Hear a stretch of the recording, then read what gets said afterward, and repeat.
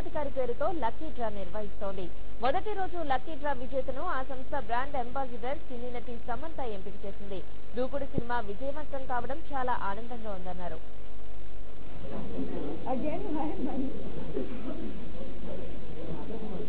Hello,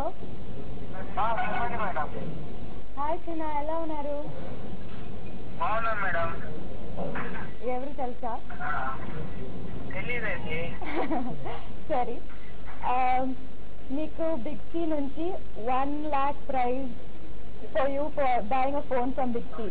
lucky winner నువ్వు. Dookudu heroine Samantha గారితో. అవునండి.